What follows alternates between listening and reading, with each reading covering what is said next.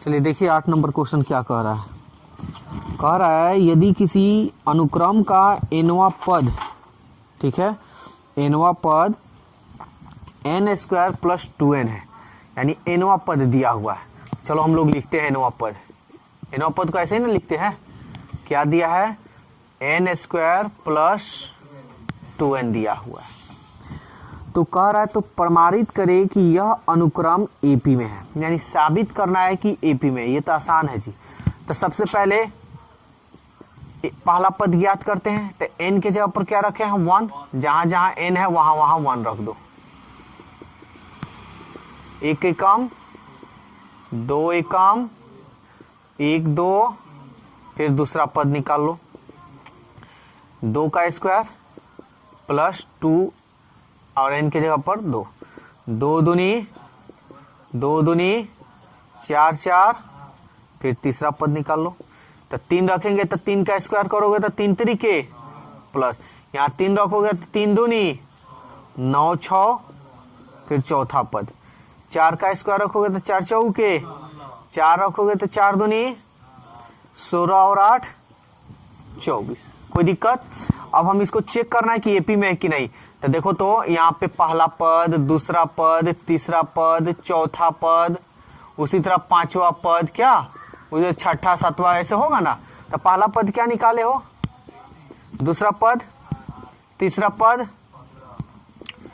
चौथा पद और पांचवा पद नहीं निकाले, छोड़ दिए। तो ये एपी में है कि नहीं। तो एपी कैसे हम जानते हैं, जब दूसरा पद में से, यानी एपी के लिए, चूंकि एपी के लिए एपी में है या नहीं, तो सबसे पहले डी निकाल लेंगे। डी निकालते हैं, दूसरा पद में से पहला पद घटाते हैं, फिर तीसरा पद में से दूसरा पद घटाते हैं, फिर चौथा पद में से तीसरा पद घटाएंगे, उसी तरह आगे। ये सब क्या होना चाहिए, बराबर होना चाहिए। बराबर हो गया तो कहेंगे एपी में है, नहीं तो नहीं। तो देखो दूसरा पद कितना है हमारा, 8, पहला पद 3, तीसरा पद 15, दूसरा पद 8, समझ में आ रहा है जी। चौथा पद 24 और तीसरा पद 15।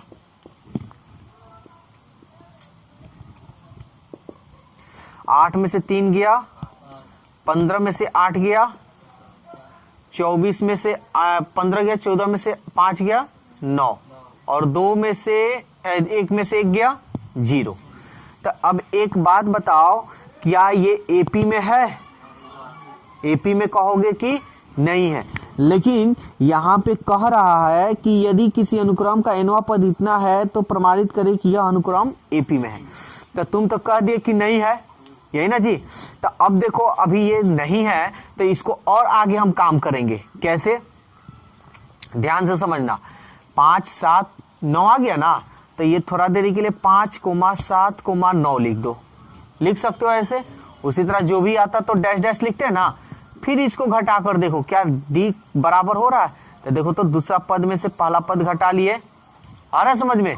फिर बराबर दूसरा तीसरा पद में से दूसरा पद घटा लिए, उसी तरह आगे करते। देखो 7 में से 5 गया और 9 में से 7 गया, देखो तो बराबर आ रहा है।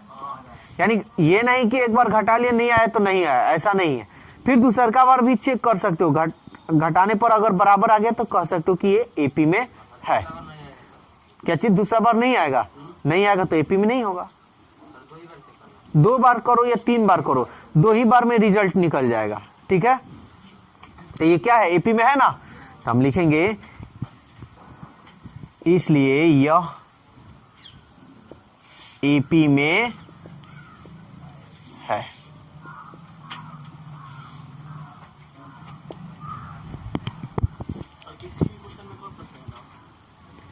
चलिए देखिए 13 नंबर क्वेश्चन। तो हमको इसका योगफल ज्ञात करना है, ठीक है ना। तो सबसे पहले योगफल ज्ञात करना है, तो जो मान दिया है वो पहले हम लिख लेते हैं। पहला पद कितना दिया है, यानी ए का मान दिया है 25। डी सारवंतर दूसरा पद में से पहला पद को घटाएंगे, 28 में से 25 गया, और ये जो लास्ट में दिया इसको हम क्या बोलते हैं, अंतिमवा पद ना बोलते हैं। तो हम अंतिमवा पद को TN लिख सकते हैं 100, ठीक है ना। ये जो n है हम मान लेंगे कि पदों की संख्या है, यहां पे पहले हम लिख देते हैं, ठीक है। हमको पदों की संख्या ज्ञात करना होगा ना, हम मान लेते हैं, माना यहां पे आप लोग पहले लिख लीजिएगा तो सही रहेगा। ऐसा करते हैं, ये वाला पहले बाद में लिखते हैं, ये स्टार्टिंग वाला लिख दें। हम मान लेंगे, माना पदों की संख्या क्या है, n है। कोई दिक्कत? तो और ये अंतिमवा पद दिया है, तो अंतिमवा पद को हम tn से सूचित करते हैं 100। बोलो कोई दिक्कत है तो यहां पे nवा पद का क्या फॉर्मूला होता है? तो nवा पद का फॉर्मूला हम लोग क्या जानते हैं, a plus n minus 1 into d equal to 100। a का मान देखो तो a का मान है 25, n माइनस 1, d का क्या मान है 3, ये हमारा हो गया 100। कोई दिक्कत? 25 plus 3n minus 3 equal to 100।